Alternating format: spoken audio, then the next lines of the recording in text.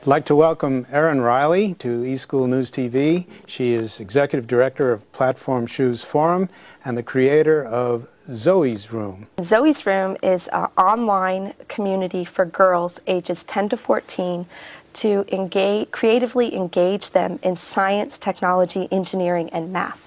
Is your focus on the curriculum, or is it on delivery? It's a combination of delivery and curriculum. Specifically, we knew when we started the program that the biggest area that girls were interested in was the social tools of technology. So we wanted to start where their interest lies in order to first engage them. So we created Zoey, who's an avatar, and Friends of Zoey, which are additional avatars online, to welcome them into her room and to encourage them by introducing them to role models. The community aspect really got the girls first engaged. From becoming just users of technology, we then introduced them to tech treks, which is our actual curriculum. But since we're informal learning, we call it activities and challenges.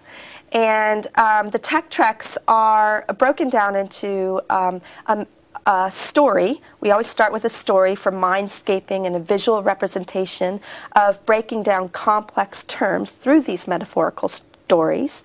And then the girls go on to do a Z activity, which is an online activity encouraging them in one of the treks of science, technology, engineering, and math. I was struck by use of the term informal learning. What was the point of calling it that? Because we see ourselves as a supplement in a classroom. Perhaps if a girl is excelling, a way for her to be to have some extra activities to continue to be encouraged in that area, or even if not, even if she needs just a little leg up in a different way of learning, because we really are visual and audio, kinesthetic through the challenges in the tech treks. You can try a new approach with them. But also we sell a club in a box that a teacher or a parent, a volunteer, a youth organization can purchase and use it as a supplement in their after-school programming.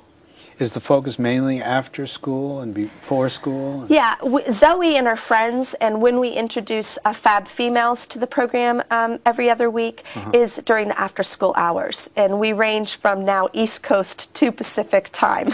Well, one of your goals apparently is to encourage more and more young girls and young women to get involved in those fields. Yes. And what is the state of things there now?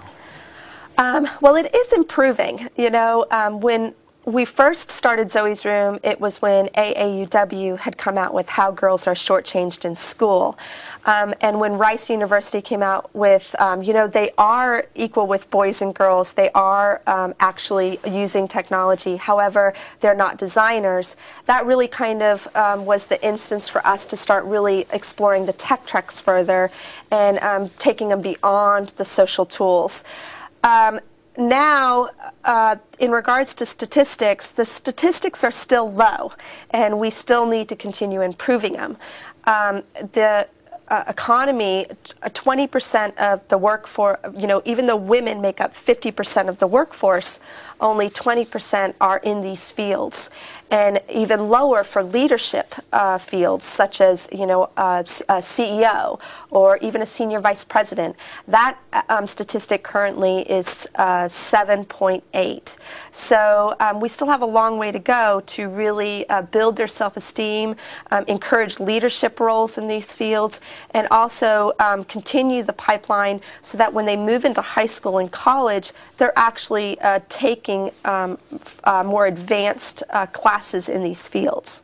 How many people belong to Zoeys community right now? We currently have 500 members. Our majority of members are in Maine and Massachusetts, and then sporadically through some licensing of our program with Alliance for Technology Women, they are starting to open Zoeys Room programs in their different chapters: Phoenix, Seattle, Dallas, Albany. The New England Region YWCA also is a member of our program, and they have doubled since the first year of 100 girls they now have 230 girls participating.